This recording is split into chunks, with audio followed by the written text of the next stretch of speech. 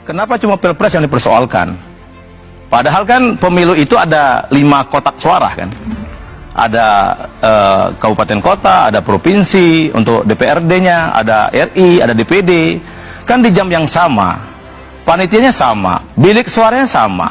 Kenapa ribut cuma capres doang? Pertama begini, pertanyaan Mas Ganjar itu kan Anda percaya suara saya sebegitu? Pertama acuannya bisa kepada quick count. Nah kalau soal quick count, ini kan beliau ini penjelasan metodologi kan. Kalau saya enggak, saya penjelasan lapangan, penjelasan faktual. Mas Ganjar itu ya, kalau ada orang yang harus percaya quick count, salah satu yang paling depan adalah Ganjar. Kenapa? Karena dia pernah 2 kali jadi calon gubernur dan kesimpulan kemenangan ditentukan lewat quick count. Oh jadi pengumuman. Iya, selain Mas Ganjar juga Mas Anies. Mas Anies walaupun gubernur baru 1 kali, quick count-nya 2 kali loh. Karena di Jakarta, putaran pertama, putaran kedua. Lah dulu terima hasil quick count. Ya, pesan saya begini lah, kalau seperti pesan saya beberapa waktu yang lalu ya, saya kira ada alasan untuk lempar handuk dan sekarang. Dalam arti begini. Gak ada syarat loh. Hah? Ya habis tadi kayak Pak Asrul bilang, andaikan ada barang itu, maka sudah kita udah dengar ada laporan ke Bawaslu gitu ya. Tapi ini kan sekarang sudah berapa hari ya? Tanggal 18 sekarang sudah tanggal berapa? Udah 22, udah berapa hari? 6 hari, 7 hari, 8 hari ya? 8 hari nggak ada tuh? Nggak ada apa-apa kan? Tidak ada apa-apa. Kita tidak dengar ada orang yang datang lapor ke Bawaslu. Anda mesti yakin bahwa orang-orang di pasangan nomor 1 dan nomor 3 ini juga mengerti bahwa soal-soal yang mereka yang mereka bukan itu wewenangnya mahkamah, wewenangnya Bawaslu, sehingga seharusnya sudah pergi ke sana ke Bawaslu untuk mengoreksi itu agar tidak menjadi mubazir gitu ya. Tapi faktanya kan sekarang tidak ada juga gitu ya. Dirugikan dan meyakini bahwa kecurangan ini dilakukan oleh pihak 02 gitu secara TSM tadi, artinya yang menuduh harus membuktikan. Oh iya. Bukti-bukti apa saja Mas biasanya? Ya begini, Anda menuduh terjadi pelanggaran. Di mana pelanggaran itu? Siapa yang melakukan itu? Bagaimana bentuknya? Kapan? Siapa saksinya?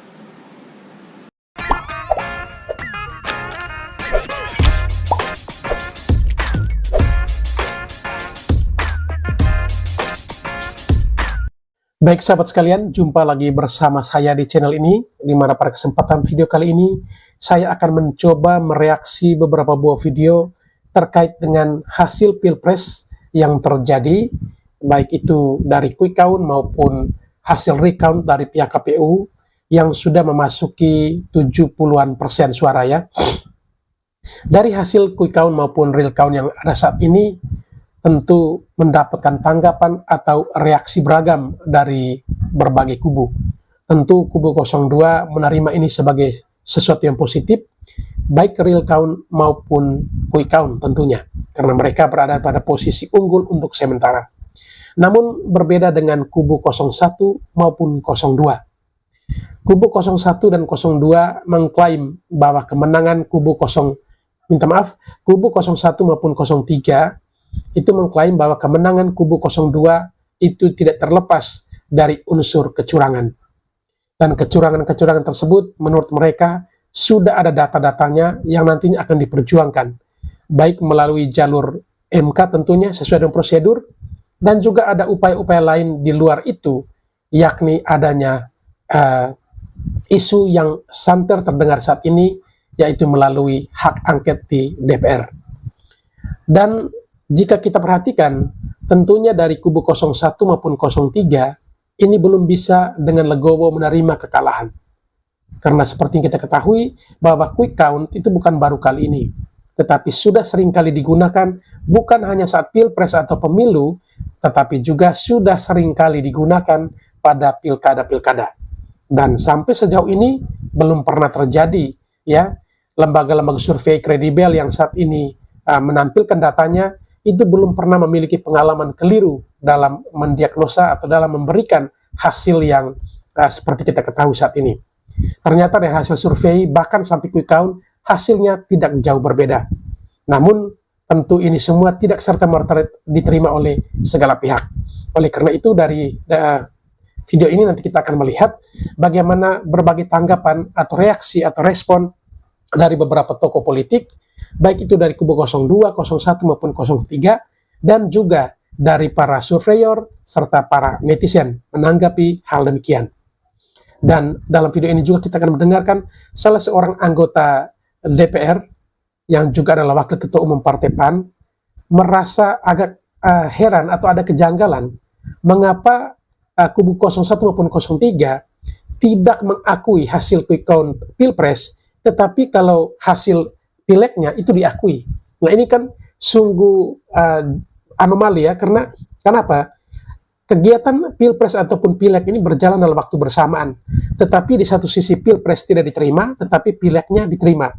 Oleh karena itu, untuk tidak memperpanjang kata, sebelum kita masuk ke videonya, terlebih dahulu seperti biasa kepada para sahabatku yang mungkin belum sempat memberikan dukungan untuk channel ini, mohon dukungannya dengan menekan tombol subscribe dan membunyikan tanda loncengnya, agar setiap video-video baru yang kami upload pada channel ini, saudara sekalian bisa mendapatkan notifikasinya dari waktu ke waktu.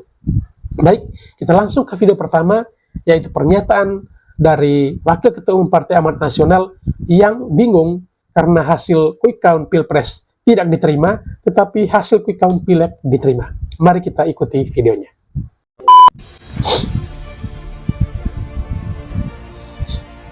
Kenapa cuma Pilpres yang dipersoalkan?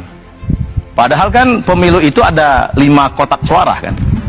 Ada kabupaten kota, ada provinsi, untuk DPRD-nya, ada RI, ada DPD. Kan di jam yang sama, panitianya sama, bilik suaranya sama. Kenapa ribut cuma capres doang? Dan menurut saya, Mbak Lipiana, semua A sampai Z, saya ini kan alhamdulillah pembuat undang-undang ya, undang-undang pilkada, undang-undang pemilu, kanal-kanal yang ingin kita lakukan ketika demokrasi itu berjalan sudah lengkap. Jadi ketika misalkan ada persoalan pemilu, ada pelanggaran, itu kan ada Bawaslu, ada Gakumdu, ya. Kemudian kalau ada perselisihan hasil, ada MK. Maka dalam Undang-Undang Dasar 45 itu disebutkan pengadilan tingkat pertama dan terakhir, maka sifatnya final dan mengikat. Kenapa begitu? Kita perlu kepastian hukum, karena kita ini memilih pemimpin itu artinya ada estafet kepemimpinan, dan tanggal 20 Oktober itu batas akhir periodisasi pemerintahan Pak Jokowi. Tidak ada istilah PLT presiden dan sebagainya. Oleh karena itu angket menurut saya tidak relevan.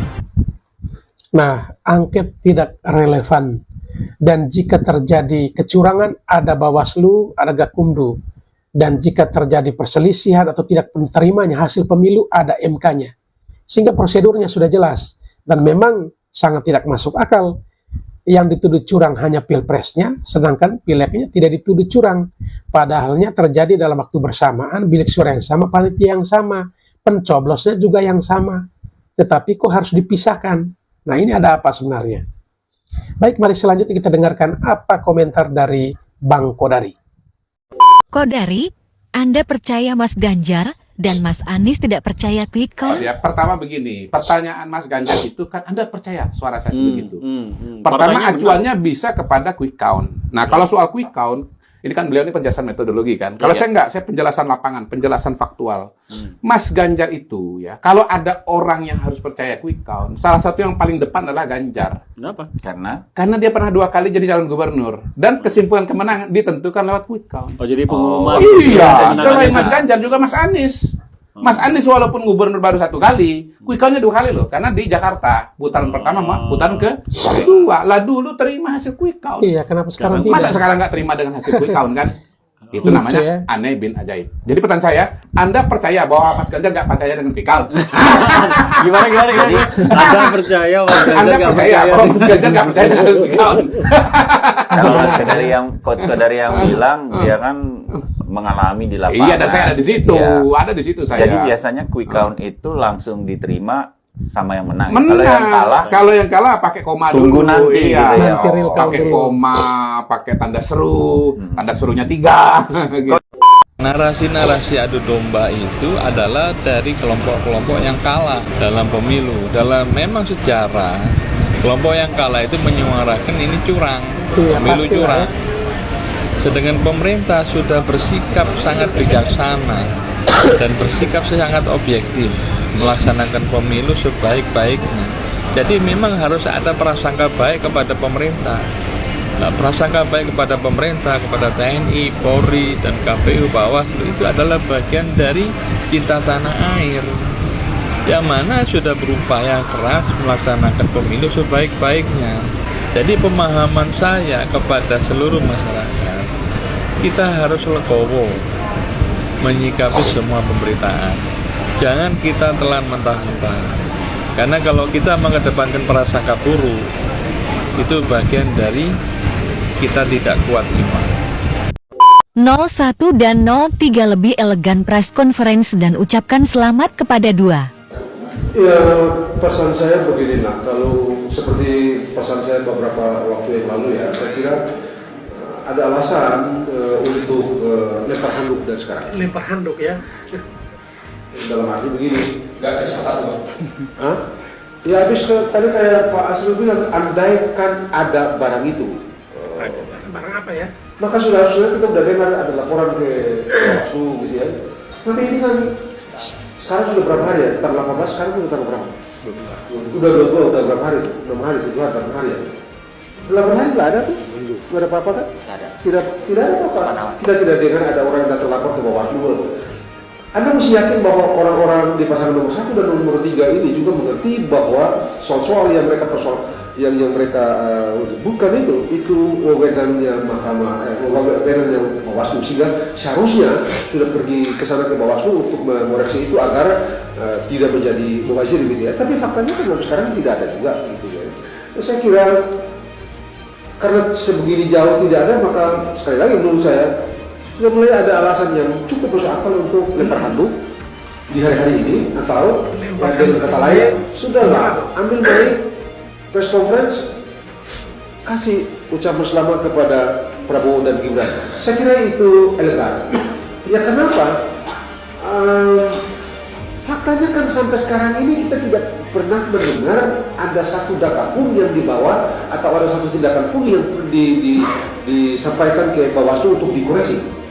Padahal dari wacana-wacana yang muncul itu semuanya bicara mengenai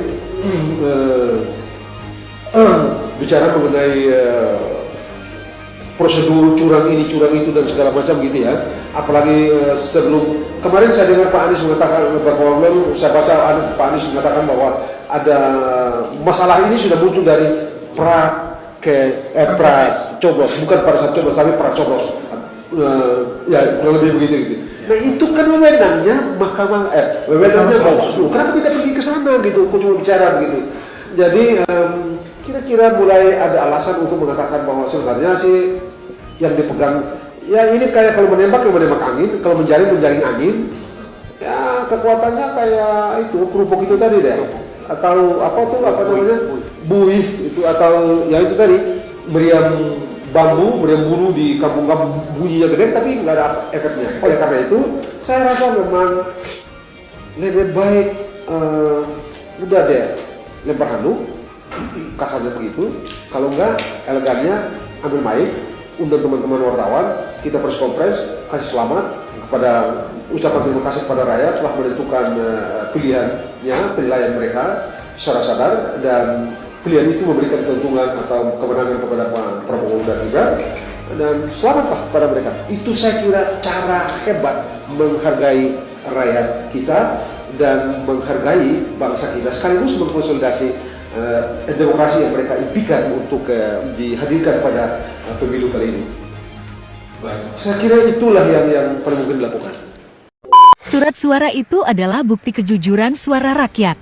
Pelanggaran TSN itu yang diberikan pada kewenangan Bawaslu, money politik, kemudian kecurangan terstruktur sistematis dilakukan sebelum adanya pemungutan suara, maka itu menjadi kewenangan Bawaslu.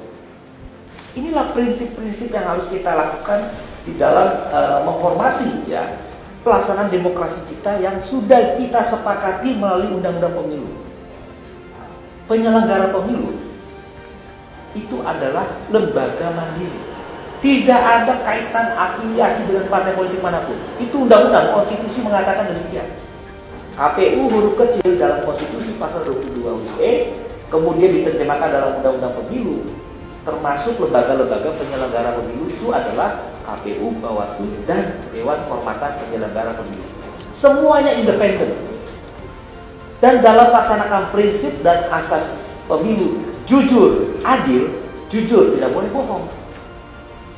Semua yang dilakukan tugas-tugas profesional penyelenggara pemilu hari ini, KPU menghitung rekapitulasi suara secara manual berjenjang, maka suara-suara itu adalah bukti kejujuran suara rakyat. Tidak boleh dimanipulasi. Dan itu harus dipertanggungjawabkan kepada publik. Dan sudah dipertanggungjawabkan. Ya. Berdasarkan prinsip penyelenggara pemilu, namanya prinsip akuntabel.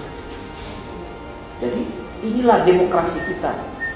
Semakin banyak lembaga yang mengawasi jalannya proses, itu indikator negara kita negara yang demokrasinya sangat baik.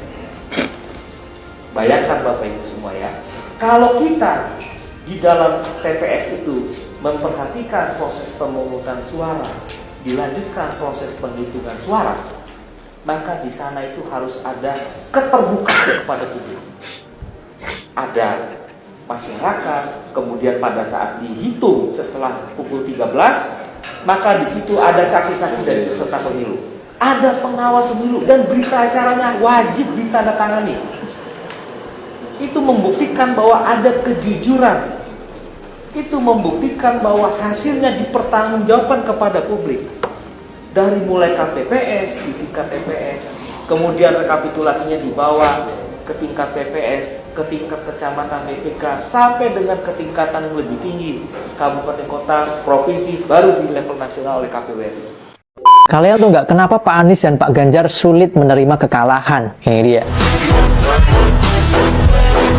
Satu alasan mengapa Pak Anies dan Pak Ganjar susah mengakui kekalahan adalah karena mereka sudah terbiasa menang. Pak Anies itu menjadi rektor Universitas Paramadina dari 2007 sampai 2015. Kemudian jadi menteri pada tahun 2014 dan menang lagi pada pemilihan gubernur tahun 2017. Sedangkan Pak Ganjar itu sudah menjadi anggota DPR sejak tahun 2004 sampai 2013. Kemudian nyagup menang dari 2013 sampai 2023, 2 periode menang terus. Nah, sedangkan di Pilpres 2024 ini, ketika mereka tahu bahwa mereka kalah dalam perhitungan suara, ini adalah bencana besar bagi mereka karena mereka belum terbiasa. Tapi ayolah, Mas Anies, Mas Ganjar, hidup ini kadang kita tidak harus selalu menang. Ada kalanya kita harus kalah. Kita harus belajar bahwasanya kampanye itu tidak harus merendahkan paslon lain. Misalnya dengan memberi nilai 5 dari 10 atau 11 dari 100 dan lain sebagainya. Dan saya kira Pilpres ini bukan tentang siapa yang jadi presiden dan siapa yang jadi oposisi. Tapi di luar sana ada banyak sekali konflik geopolitik yang sudah bisa kita lihat. Kalau negara kita tidak bersatu, maka akan banyak sekali kesempatan dari penyusup negara lain masuk ke negara kita dan memecah belah bangsa kita. Dan saya kira inilah waktunya mari kita bersatu, terimalah kenyataan untuk saat ini. Begitu juga dengan Pak Prabowo yang sudah belajar tentang kekalahan sejak tahun 2009, 2014, sampai 2019. Jadi memang mungkin inilah saatnya Pak Prabowo. Perdebatan keabsahan capres dan cawapres harus dihentikan karena sudah berlalu. Saya kasih contoh. Sekiranya yang keluar sebagai pemenang adalah Capres 01 atau Capres 03. Apakah setelah menang Capres 01 misalnya sebagai pemenang akan mengatakan bahwa Capres 02 tidak sah? Apakah dia mengatakan bahwa Capres 02 yang ikut berdebat tidak sah? Pasti tidak akan ngomong. Pasti pemenang misalnya 01 tidak akan mempersoalkan lagi keabsahan 02. Sebab kalau dipersoalkan berarti 01 berdebat dengan Capres 02, misalnya kalau dianggap tidak sah berarti debat tersebut tidak sah. Padahal debat Capres tersebut adalah keharusan menurut undang-undang, debat yang sah tentu. Ya. Jadi perdebatan soal Capres sudah selesai dengan tidak adanya protes dari Capres 1 dan Capres 3 dan partai pengusungnya waktu debat mengakui kehadiran Prabowo dan Gibran berkali-kali, berarti sudah diakui de facto dan de jure. Capek-capek jadi saksi KPPS, bela-belain nggak tidur 2 hari 2 malam, jagain TPS biar aman, biar nggak ada kecurangan. Tiba-tiba si bangsat ngomong, pemilu kali ini penuh dengan kecurangan. Kecurangan yang mana? Kecurangan yang seperti apa? Kita tuh di TPS kerja semaksimal mungkin. dijaga dan amanah bener-bener. Ngomong pemilu curang segala macam. Catatan untuk pemilu nanti yang akan datang, capresnya aja yang langsung jagain TPS, biar tahu, biar ngerasain gimana rasanya di lapangan. Dirugikan dan meyakini bahwa kecurangan ini dilakukan oleh pihak 02 gitu secara TSM tadi, artinya yang menuduh harus membuktikan. Oh iya. Bukti-bukti apa saja Mas biasanya? Ya begini, Anda menuduh terjadi pelanggaran. Di mana pelanggaran itu? Siapa yang melakukan itu? Bagaimana bentuknya? Kapan? Siapa saksinya? Mesti selengkapnya ya Mas ya. Memang mesti Anda mesti masuk di rincian. Anda nggak bisa kayak kita menggambarkan sesuatu seperti di film gitu ya. pokoknya kayak di film Star Wars gitu ya. Iya betul. Enggak begitu. Okay. Di mana itu? Kapan? Siapa yang melakukan? Bagaimana bentuknya? Rincian itu mesti disajikan di atas meja persidangan. Tanpa itu Anda ke laut. Ada bukti foto, bukti video. Sudah, gimana itu gitu? Di mana dilakukan, kapan dilakukan, siapa yang melakukan, bagaimana bentuk perlakuan ini? Ada fotonya, ada ininya, ada ini segala macam. Taruh di meja satu per satu. Dan semua bukti itu harus memberikan keyakinan pada hakim bahwa ya benar. Anda boleh taruh, tapi kalau hakim bilang, no, saya tidak yakin dengan bukti itu. Selesai. Suka atau tidak, senang atau tidak, begitulah adab peradilan kita. Begitulah cara hukum kita. Yang berlaku di Indonesia. Kita memilih, begitu kita berperadilan. Anda menuduh, Anda membuktikan, dan bukti itu harus memberikan keyakinan tanpa ragu kepada hakim bahwa, yes, apa yang Anda dalilkan, betul. Kalau Anda taruh di meja, tapi kalau hakim tidak yakin, itu juga tidak bermuara apa-apa. Nah, lalu Mas, misalnya tadi yang seperti beberapa Mas Mardi itu juga menyampaikan tadi juga ketika diskusi tadi soal forum dokter mengatakan bahwa ya harusnya tidak ke MK gitu tapi ke Bawaslu. Nah, apa tuh Mas? Artinya begini. Undang-Undang Dasar 1945 kita bilang Mahkamah Konstitusi berwenang memeriksa sengketa hasil pemilu. Hasil. Ya. Karena itu kita berpikir sederhana, yang dibawa ke sana perselisihan angka-angka. Hasil pemilu adalah angka. Anda dapat berapa, saya dapat berapa. Itu yang diperselisihkan. Dulu, 2014, Pak Prabowo kan kalah tuh. Kami pada waktu itu, saya termasuk, Anda tahu, orang yang bilang Mahkamah Konstitusi itu Mahkamah kalkulator, bukan itu. Di depan Mahkamah Konstitusi, pagi hari di TV One, saya bilang ini Mahkamah kalkulator. 2014 ya. Why? Saya ingin cara berpikir pada waktu itu, angka itu kan tidak jatuh dari langit. Betul. Ada proses yang mengalirkan angka itu. Saya ingin periksa ini angka. Periksa ini proses ini. Mahkamah Konstitusi bilang enggak. Itu bukan wewenang kami. Karena yang adalah hasil itu tadi. Jadi ini argumentasi pengulangan karena saya dari 2014 itu sudah ngomong hasil itu tidak jatuh dari langit. Hasil itu lahir dari serangkaian proses. Karena itu angka 1. Kenapa angka 1 itu lahir dari proses? Nah kalau proses ini tidak beres, ini tidak beres. Makanya itu ini mesti diperiksa. Tapi Mahkamah Konstitusi mereka enggak, itu sana Bawaslu. Seperti itu hukumnya ya. Hukumnya. Ya sudah apa kalah kita. Iya betul. Kita nggak bisa bikin apa-apa. Padahal waktu itu sekali lagi saya yakin bahwa kalau kita pukul proses ini rontok nih. Tapi Mahkamah Konstitusi bilang no, proses Bawaslu. Sudah mau apa? Kalah sih Pak Prabowo, kita ini kalah juga. Baik. Masuk got kita. Waktu itu ya 2019 juga begitu. Terus sekarang ini, makanya kemarin itu saya bilang saya minta dengan hormat pada teman-teman Mahkamah Konstitusi yang pintar-pintar ini dan yang arif-arif ini, konsistenlah pada teks Undang-Undang Dasar, bertumpulah pada teks itu dan fokuslah pada angka-angka, bukan proses melahirkan angka.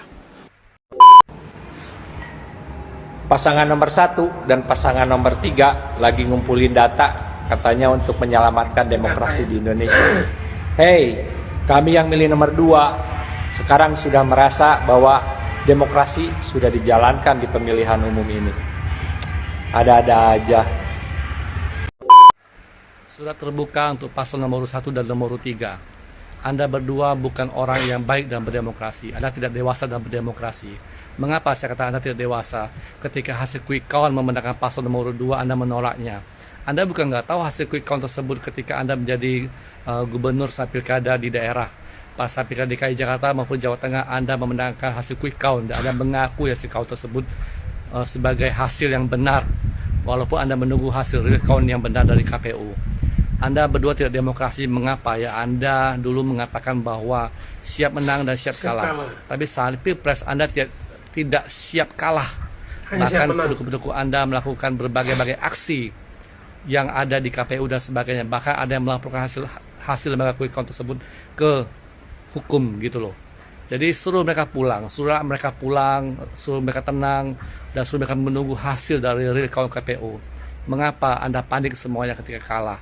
Kenapa Anda semua tidak terima hasil kekalahan? Apa karena udah habis uang begitu banyak? Ya, jadi Anda berdua tidak dewasa dalam demokrasi. Itu saja. Terima kasih. Halo teman-teman. Rame yang tag saya tentang pernyataan Anies maupun pernyataan paslon nomor 3 yang kira-kira ranah dan arahnya semua mengatakan bahwa paslon nomor 02 curang, 02 curang, 02 curang gitu ya. Yang saya mau sampaikan cuman satu. Paslon 01, paslon 03, coba cek kepada partai-partai pengusungmu. Ya, coba cek ke partai-partai pengusungmu. Apakah partai-partai pengusungmu tidak melakukan hal curang untuk memenangkanmu? Itu tanda tanya ya. Apakah partai-partai pengusung 01 dan partai-partai pengusung 03 tidak melakukan hal yang curang untuk memenangkan pasangan-pasangannya masing-masing? Itu tanda tanya ya. Jadi kalau hari ini kita mau bicara tentang kecurangan dan kecurangan, kecurangan itu bukan narasi dari mulutmu. Anda ini di belakang Anda ini semua kan ada orang hukum, ya. Tapi pola-pola yang saya lihat, Anda ini hanya membuat kegaduhan di ruang publik. Undang-undang sudah memberikan ruang bagi pasangan-pasangan calon yang kira-kira tidak sepakat, tidak puas dengan hasil pemilihan, ada jalur hukum yang bisa ditempuh. Maka daripada Anda koar-koar di media sosial dan membuat kegaduhan, saran saya sebagai salah satu ya tim tank Pak Prabowo di 2019, saya salah satu tim tank Pak Prabowo di 2019 yang mempersiapkan bukti-bukti untuk perang di Mahkamah Konstitusi. Saran saya Anda gunakan kesempatan hari ini, kumpulkan bukti-bukti karena itu tidak mudah. Ya, daripada Anda berkoar-koar di media sosial, kalau memang ada kecurangan, kumpulkan buktinya. Lalu kemudian gugat ke Mahkamah Konstitusi. Nanti kita tarung di sana. Ini negara hukum, kita tarung secara hukum, ya. Lalu yang menggelitik saya itu narasi dari Pak Anies Baswedan. Pak Anies Baswedan ini kalau soal ngomong itu memang luar biasa benar gitu ya. Ya, mohon maaf kali ini saya bilang luar biasa gobloknya gitu. Ya. Yang dia bilang apa?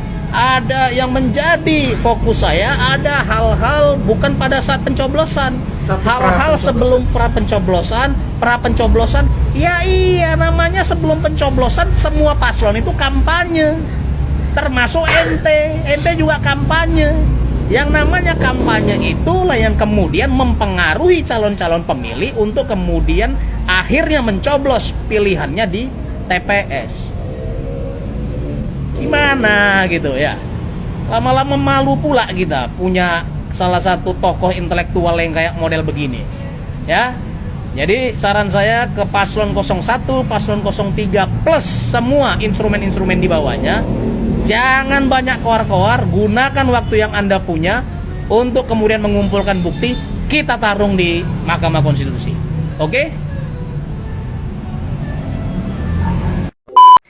Jika kemarin saya berbicara tentang Sampang, maka kali ini saya ingin berbicara tentang Gresik.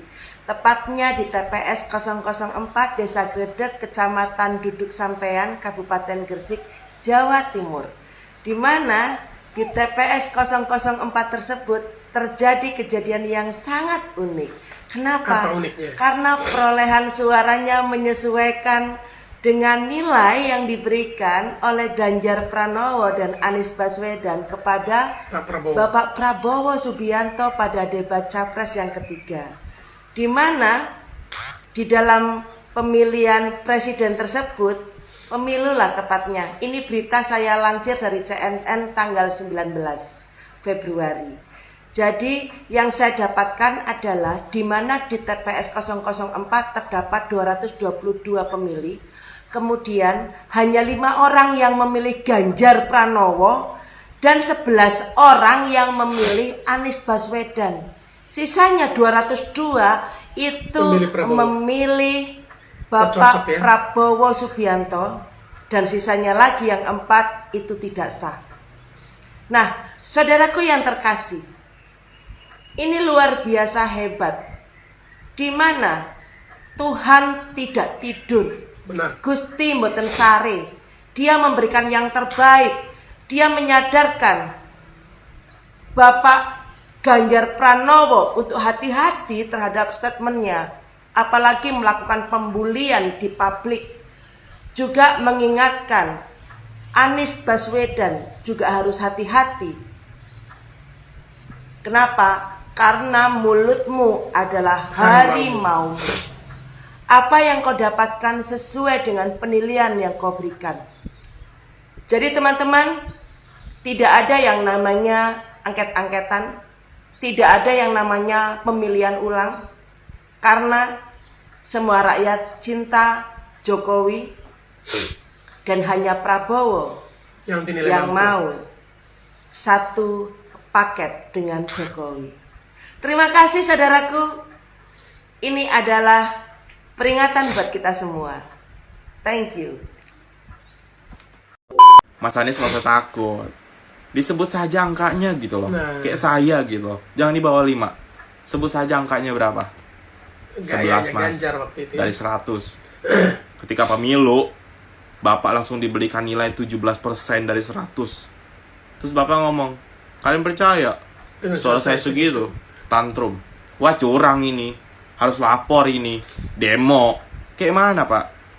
Kayak mana? Bapak memberikan nilai kepada orang lain 5/100. Tapi Bapak dinilai langsung oleh masyarakat, oleh rakyat. Bapak nggak terima. Kayak mana? Nggak adil, tah? Kalau Bapak tidak percaya nih, ketika Bapak habis nyoblos nih, jangan pulang Pak. Bapak tungguin tuh. Bapak tungguin sampai pembukaan kotak suara tuh. Bapak lihat suara Bapak berapa tuh. Bapak lihat yang milih Bapak berapa. Makanya Pak, jangan angkuh, jangan sombong. Ketika dinilai langsung oleh rakyat, tantrum. Tantrum, nggak terima. Kayak mana? Kayak mana? Udahlah Pak lah. Daripada lapor sini, lapor situ, lapor sini, lapor situ, udah terima dengan lapang dada bahwa Bapak kalah. Udah kayak gitu, nggak usah lapor ke sini, ke sono, ke sini, ke sono. Percuma Pak. Percuma. Mending Bapak bikin film lagi dah. Mending film lagi, oke?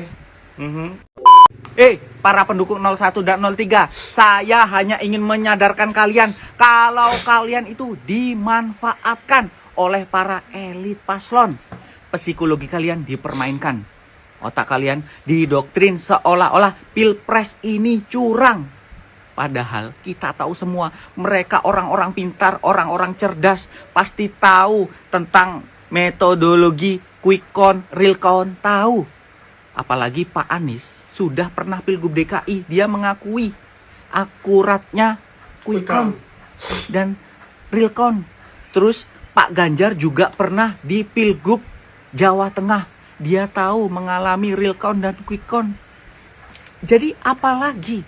Terus itu juga partai pengusung Pak Ganjar 2 kali menang Pilpres, itu juga lewat quick count dan real count. Mereka tahu sebenarnya kalau mereka kalah. Tapi ini mereka melakukan sebuah gerakan itu untuk apa? Untuk menaikkan posisi tawar. Tahu posisi tawar? Ya ibaratkan gini. Oh, aku sok-sok tidak mau mengakui. Nanti kalau di lobi-lobi, kamu tak kasih jatah menteri segini. Nah, dari situ dia menaikkan posisi tawar. Ya sudah, kalau aku dikasih banyak, aku bakal mau bilang kalah. Nah, seperti itulah gambarannya, ya kan? Otak pendek saya seperti itu gambarannya. Jadi tolonglah kalian para pendukung 01 dan 03 sadar rek. Kalian itu hanya dimanfaatkan untuk meraih jabatan, untuk meraih kekuasaan. Jadi ayolah kita sesama warga Indonesia jangan mau diadu domba, jangan mau disaling ributkan. hidup kita itu sia-sia loh kalau hanya bertengkar gara-gara paslon 1, paslon 3, sia-sia. Saya juga capek sebenarnya membuat konten-konten seperti ini, konten-konten Pilpres ini.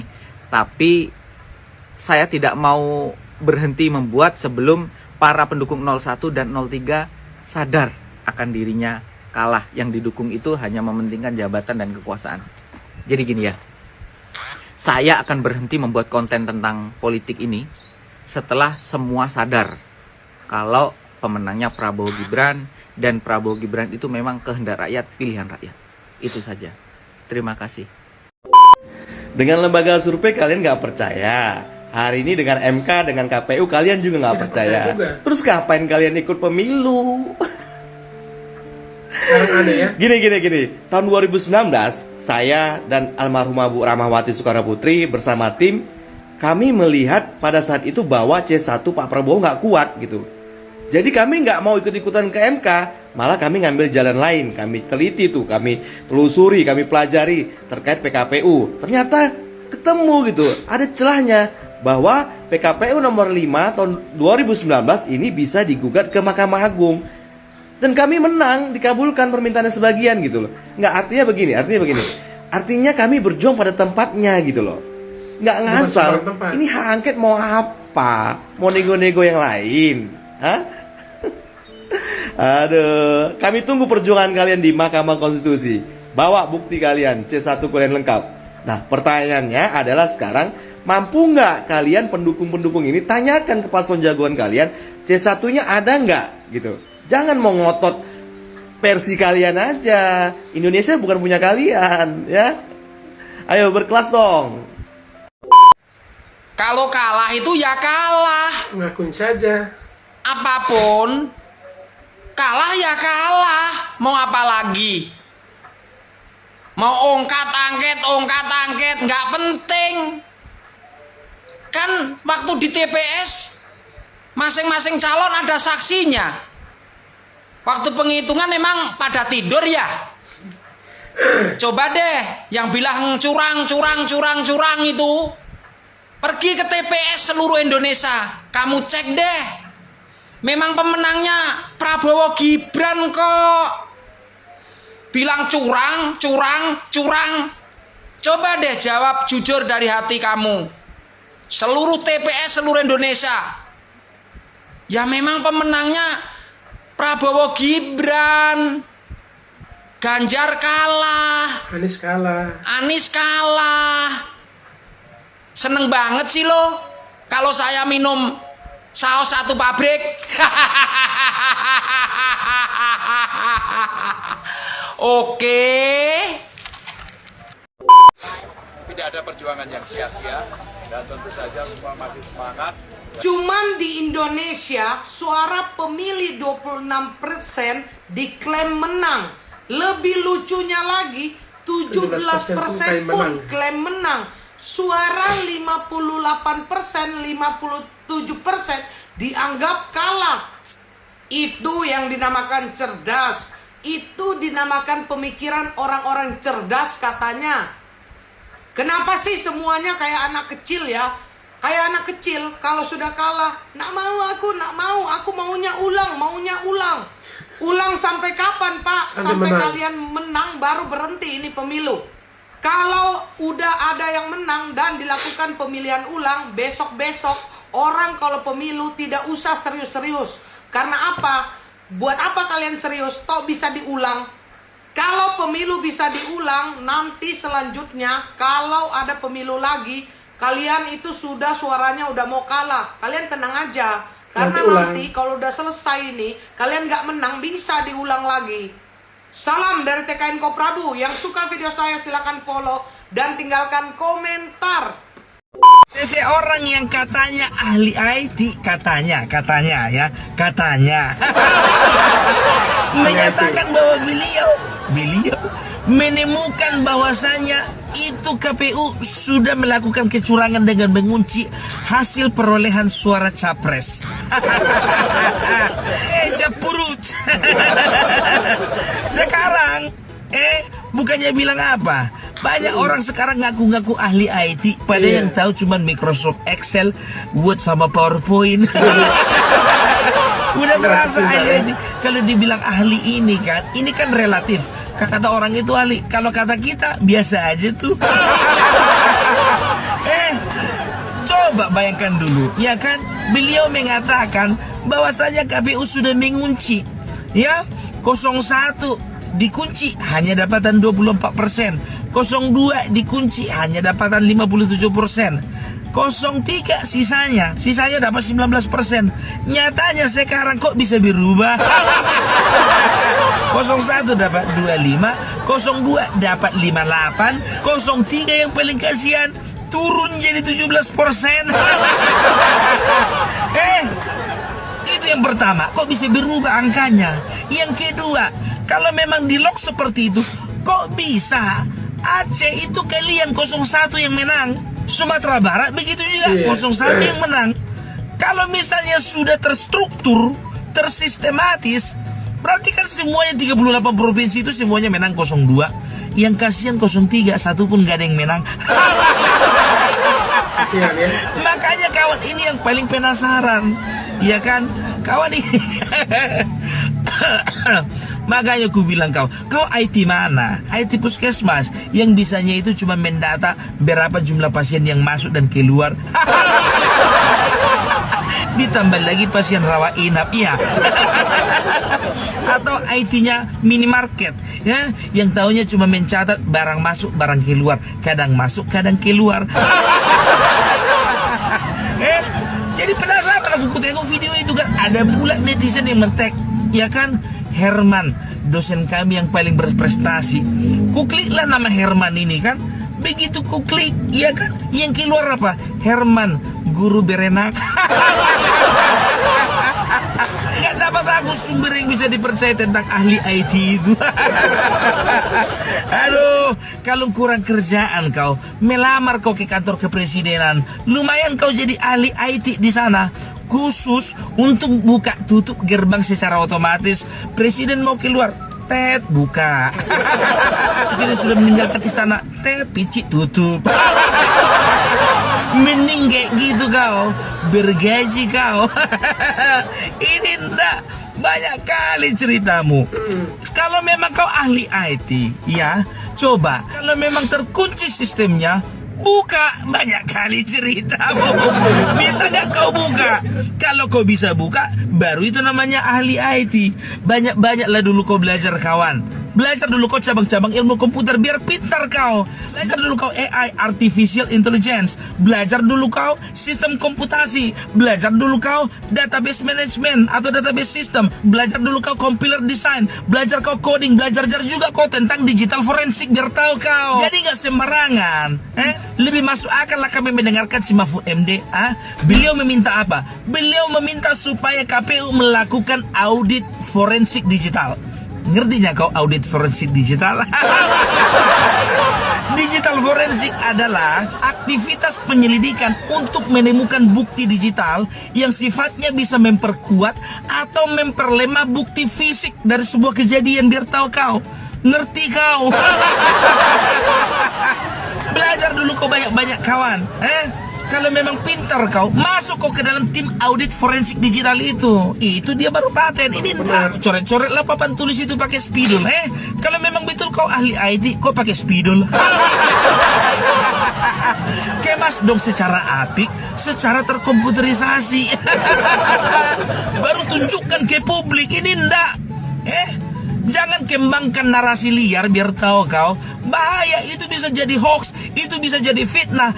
Kau bisa terjerat undang-undang ITE. Itu dia, harus hati-hati. Apalagi ini bicara masalah negara, bukan masalah RT. Apalagi masalah rumah tangga. Jangan kayak gitu, kita fair-fair aja lah. Kalau kita mau lihat perkembangan kemarin, sudah kelihatan kan? Setiap kampanye 02 itu paling banyak. Setiap kampanye 02 itu yang paling jelas. Di mana-mana rata-rata, apalagi di tempat kami. Dan juga cek, ya, laporan dari para netizen. Di tempat kami 02 paling banyak, 03 hampir nggak ada. Tapi itu sah-sah saja ya. Kalau memang disetujui, ya silahkan ya. Silahkan KPU melakukan audit digital forensik. Kukira KPU nggak akan pernah gentar ya, karena dia tahu apa yang dia lakukan itu benar. Kalaupun ada kesalahan yang dilakukan oleh pihak KPU, itu bukan general error, tapi itu cuma human error atau system error. Kan nggak semuanya, hanya di beberapa TPS saja. Jangan kayak gitulah kalian. Oh ya mak, udahlah. Kalau emang kayak gitu ceritanya, gas terus hak angket. Kami tidak gentar. General siap maju, jangan pernah takut sama kopral. Hormat Jenderal. Pada bulan Maret akhir, April, apalagi Mei, Juni dan seterusnya, politik Indonesia pasca pemilu presiden 2024 akan baik-baik saja. Mengapa saya berpandangan demikian? Kita mulai dengan data dan berita. Ini 3 isu hot yang sekarang ini bergulir sangat kerasnya. Pertama, isu pemilu curang. Kedua, isu hak angket yang terus digulirkan di DPR. Dan ketiga, kemungkinan partai di kubu 01 atau 03 akan gabung dengan pemerintahan Prabowo Gibran. Kita mulai dengan berita. Ini pernyataan dari Mahfud MD sendiri. Ia tidak hanya menjadi calon wakil presiden dari koalisi 03, namun ia juga berpengalaman dari sisi hukum.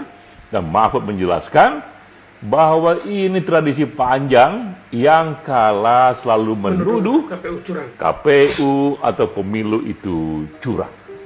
Namun saat ini lebih jauh lagi, bahkan kecurangan itu akan pula dicoba untuk dibawa menjadi hak angket di DPR, dan hak angket itu memang merupakan hak DPR yang diberikan oleh konstitusi.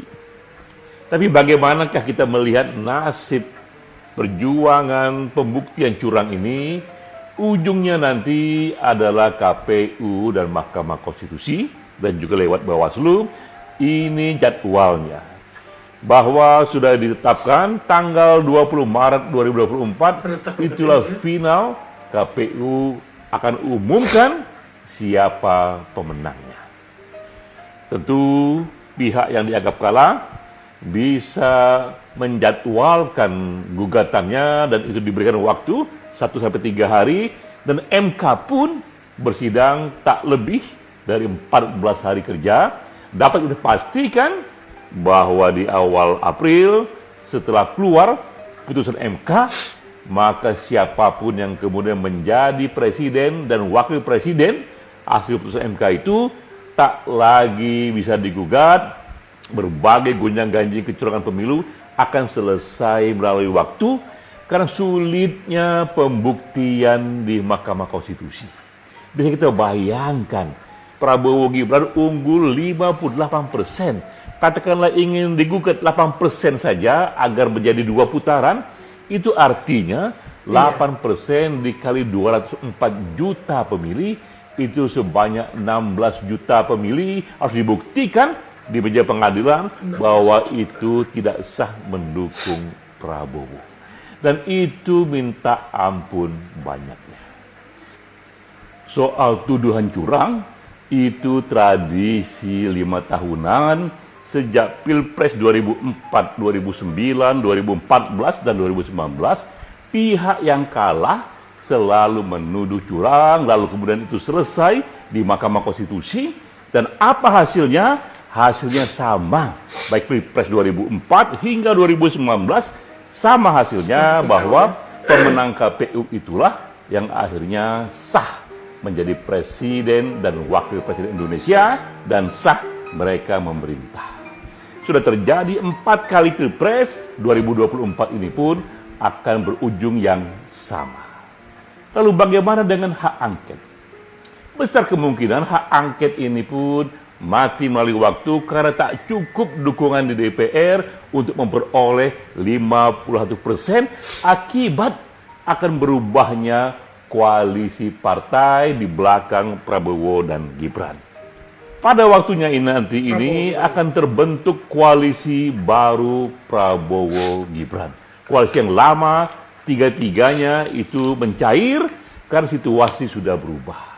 Ini akibat sistem presidensialisme yang dipilih dalam konteks multipartai, sehingga mungkin terjadi yang menang itu presiden, tapi partai di belakang presiden itu ternyata belum majority di parlemen, belum majority di DPR. Nah, ini yang terjadi, bahwa benar Prabowo Gibran itu terpilih sebagai presiden, namun partai pendukungnya Gerindra, Golkar, PAN, dan Demokrat di kursi DPR kurang dari 50% di tahun 2024 ini. Karena itu harus dicari solusi dan itu harus diselesaikan. Pemerintahan yang kuat ada pemerintahan yang juga perlu dukungan majority dari DPR. Sisi lain juga, partai-partai yang kalah ini tak semuanya siap untuk menjadi oposisi. Tak ada insentif di sana untuk menjadi oposisi, baik itu adalah Nasdem misalnya, PKB atau P3 misalnya, sehingga bisa kita duga pada waktunya salah satu dari tiga partai ini atau lebih dari itu akan pergi pindah bergabung dengan Prabowo Gibran. Dan inilah yang akan terjadi, bahwa Prabowo Gibran akan kembali ditetapkan sebagai 2004-2029 Presiden Indonesia dan Wakil Presiden Indonesia, tapi dengan koalisi baru partai yang di atas 50% kursinya di DPR. Ada Gerindra di sana, ada Golkar di sana, ada PAN di sana, ada Demokrat di sana, tapi ditambah lagi oleh satu atau lebih partai lainnya. Partai lain. Dan berbagai kritik yang ada itu menjadi bagian penting untuk civic education dan pematangan demokrasi. Berbagai kelemahan yang kita lihat pada Pilpres kali ini itu bagian yang penting, input bagi perbaikan sistem agar lebih kuat, ia kembali dirumuskan dalam undang-undang. Inilah argumen yang membuat kita mengatakan bahwa pada ujungnya nanti semuanya akan baik-baik saja. Demikianlah Ekspresi Data bersama saya, Denny J.A. Baik sahabat sekalian, demikian saja beberapa video yang coba saya reaksi pada kesempatan kali ini terkait dengan tidak diterimanya hasil Pilpres berdasarkan quick count ya dari kubu 01 maupun 03 dan adanya dugaan kecurangan yang terjadi selama Pilpres tersebut. Dan seperti yang kita ketahui dan sudah kita saksikan tadi, dari berbagai pihak telah memberikan komentar dan juga pandangan atau pikiran terkait dengan hasil Pilpres tersebut. Yang jelas, yang agak sedikit membuat kita berpikir ulang adalah mengapa hanya hasil Pilpres yang dianggap curang, sedangkan hasil Pileg tidak dianggap curang. Oleh karena itu, Bung Margarito Kamis juga menginginkan agar 01 maupun 03 sebaiknya lempar handuk dan ucapkan selamat kepada kubu 02. Karena ya apapun yang terjadi sepertinya kandas semua upaya-upaya ini. Karena kalau berdasarkan konstitusi, apa yang sementara dipersoalkan itu tidak berdasar. Jika kalau berbicara soal hasil pemilu dilakukan melalui hak angket dan seterusnya, itu adalah cara atau upaya yang keliru karena tidak sesuai dengan tempatnya. Sehingga alangkah baiknya disarankan ya dengan legowo dan disampaikan bahwa ucap terima kasih kepada pihak 02 yang telah memenangkan pertandingan tersebut. Mungkin itu akan lebih baik dan dengan demikian ya kita sudah bisa menerima pemimpin baru untuk 5 tahun ke depan. Bagi yang sukses ya jangan mudah puas dengan apa yang ada, tetapi ini menjadi beban tanggung jawab moral selama 5 tahun ke depan. Dan bagi yang kalah, ingat, gagal adalah kesuksesan yang tertunda. Mungkin belum waktunya, tetapi akan ada waktu yang tepat untuk Anda bisa duduk dan memimpin bangsa yang besar ini. Baik, demikian sahabat sekalian. Barangkali ada yang mau berkomentar, silakan tulis di kolom komentar. Dan juga yang ingin memberikan request video apa yang bakal kita reaksi pada kesempatan berikutnya, silakan tulis juga di kolom komentar. Dan bagi yang belum sempat memberi dukungannya, mohon dukungannya dengan menekan tombol subscribe dan membunyikan tanda loncengnya. Dan ingat sahabatku sekalian, subscribe itu gratis. Baik, demikian saja. Sampai berjumpa kembali di video selanjutnya.